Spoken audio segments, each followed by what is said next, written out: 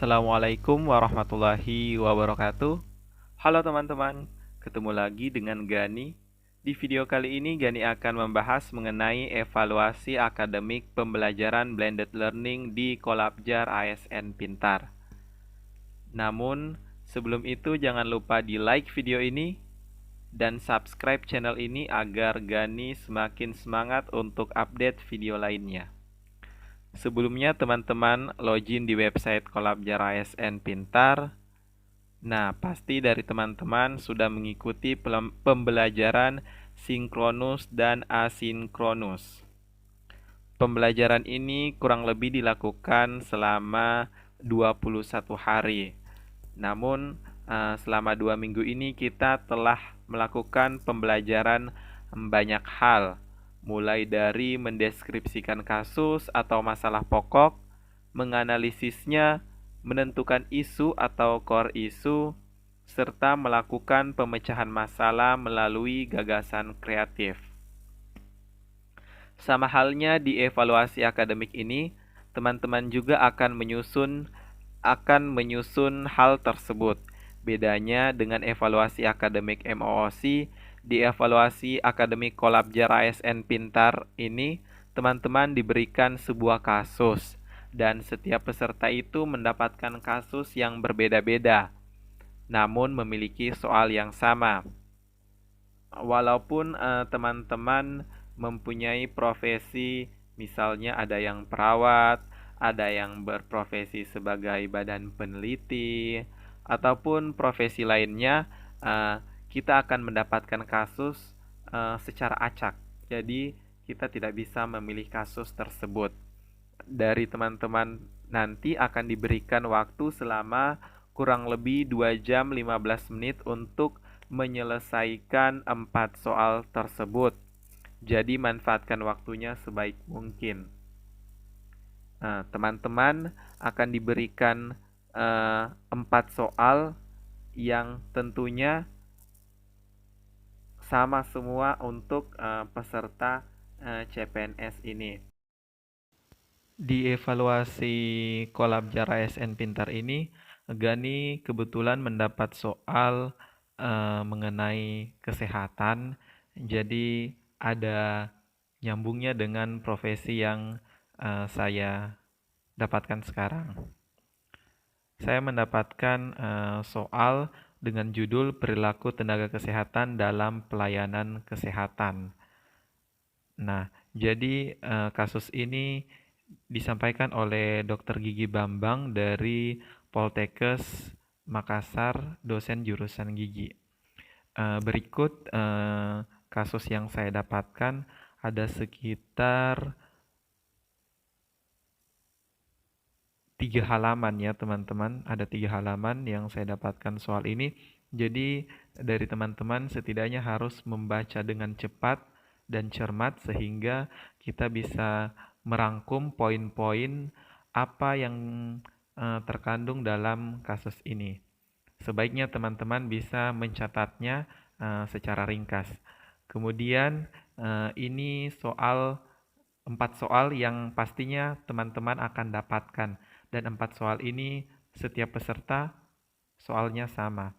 Yang pertama yaitu mendeskripsikan rumus kasus atau masalah pokok, aktor yang terlibat, dan peran setiap aktornya berdasarkan konteks deskripsi kasus.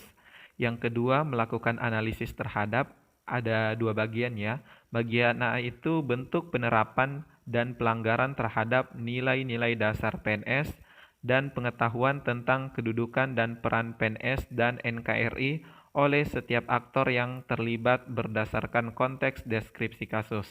Yang bagian B, dampak tidak diterapkannya nilai-nilai dasar PNS, pengetahuan tentang kedudukan peran PNS dalam NKRI berdasarkan konteks deskripsi kasus.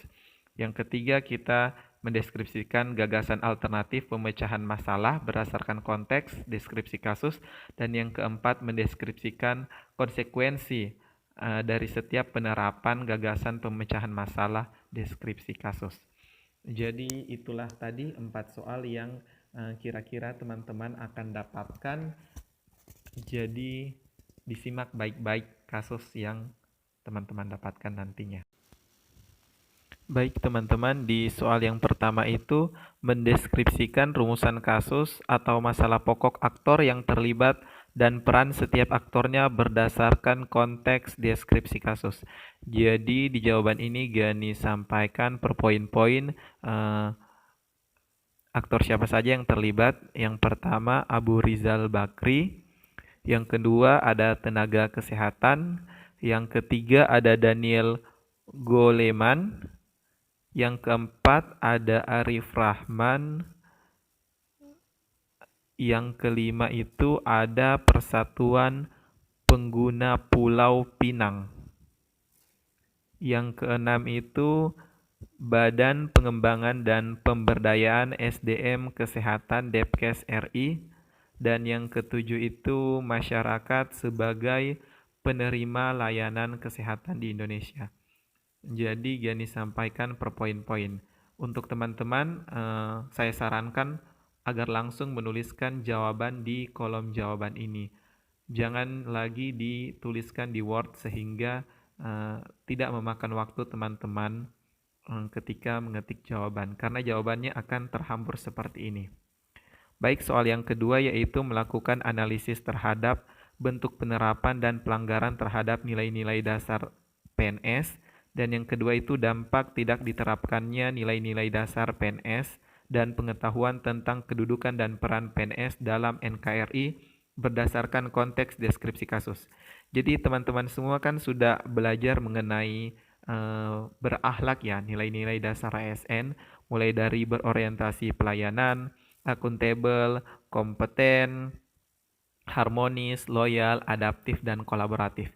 Jadi teman-teman masukkan nilai-nilai dasar ASN yang telah teman-teman pelajari, dan kira-kira dari analisis tersebut nilai-nilai tersebut masuk ke poin-poin mana saja dan nilai-nilai apa saja yang dilanggar ketika tidak diterapkan nilai-nilai dasar ASN ini.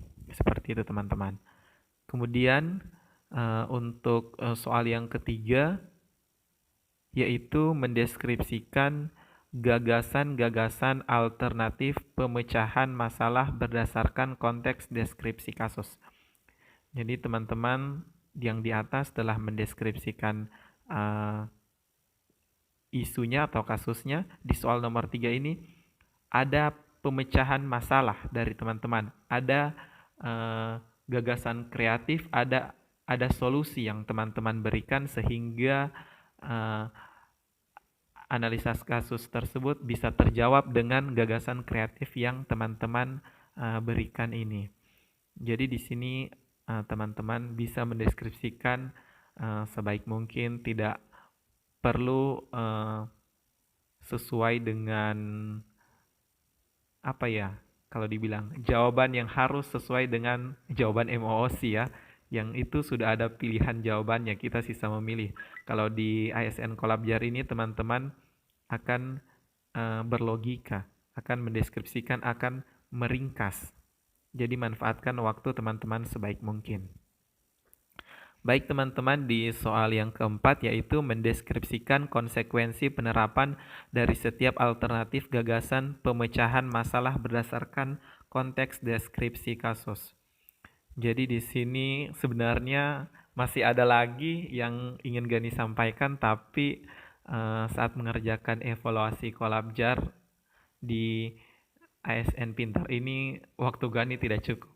Jadi saya harapkan teman-teman menggunakan waktunya sebaik mungkin sehingga jawaban yang ingin teman-teman tuliskan bisa tersampaikan dengan baik dan mendapatkan hasil yang memuaskan. Mungkin itu saja dari Gani. Sekian, semoga video ini bermanfaat untuk teman-teman yang sedang melaksanakan Latsar. Thank you atas waktunya. Jangan lupa di like dan di subscribe channel ini agar Gani semakin bersemangat untuk update videonya.